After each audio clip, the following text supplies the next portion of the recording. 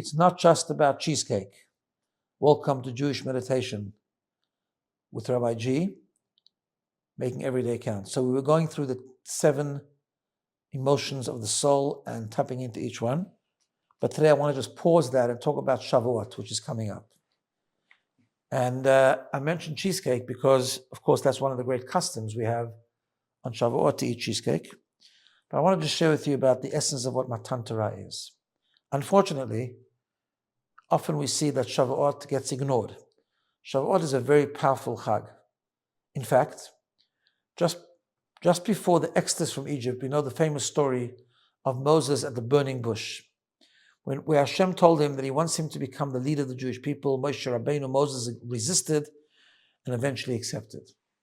But there's one very powerful line there, because this vision of the burning bush took place on a mountain that was the same mountain that later became Mount Sinai, the mountain on which God revealed himself on the day of Shavuot, over 3,300 years ago, and gave us the 10 Commandments and gave us the Torah and took us as a nation. What God said to Moses then that day was, when you take this nation out of Egypt, you will serve God on this mountain. Meaning, we celebrate the exodus from Egypt because that's what led us free. But God is saying that the purpose, the intention, the whole goal of the exodus from Egypt is to get to Shavuot, is to get to the Torah. Because Torah gives us purpose, Torah gives us direction. Torah is God's wisdom. The Zohar tells us that God and his Torah are one. And therefore, when we learn Torah, we understand Torah, we become one with the Torah and one with God. And that's the goal. In fact, that's when we became a nation. The birth of the Jewish people starts with Pesach when we left Egypt, but the actual becoming a Jewish nation, a wholesome nation, took place at Shavuot, at Mount Sinai. This is our whole identity, our clarity of belief and faith, all is sourced at Har Sinai. And therefore, I wanted to do this little video and just talk about this a little bit, urging everyone to mark Shavuot.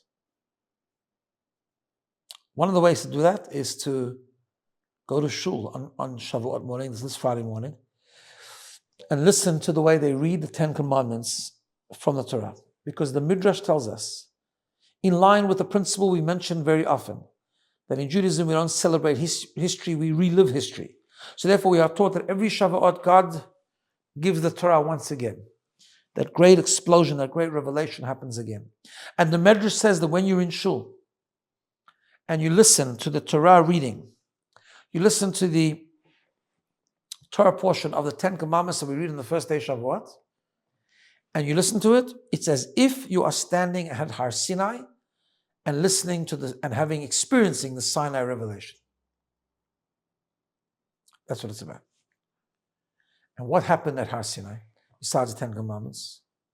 By Yerid Hashem al Har Sinai, Hashem descended upon Har Sinai. The Midrash tells us a fascinating parable. There was 2 kings, 2 kingdoms. One lived in a mountain, one lived in a valley. But they were totally separate. And there was this kind of schism, this decree, that those who live on top cannot come down, those of the band cannot go on top. And then the king came once, the ultimate king, and more powerful than both kings, and brought them together and said, no, now it's okay, and one could go to the other. And our Kabbalists teach us that before the giving of the Torah, there was this separation between God and the world, between heaven and earth, between spiritual and physical. And one of the concepts of Matan Torah is that no, everything changed.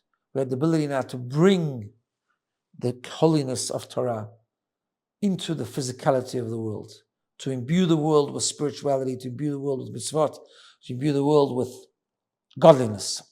And that is the power of the festival of Shavuot, and it's the very essence of who we are. We know that we have 13 principles that govern our faith, that the Rambam sort of put together, and it's the foundation of Judaism. Number 8 is belief in the Torah revelation at Mount Sinai, because everything comes from that. And therefore, try to mark the festival of Shavuot. Eat some cheesecake or ice cream at the shul where you go to, because the custom is to eat milk foods on Shavuot, and have a very, very good Chag Sameach. All the best, and Chag Sameach.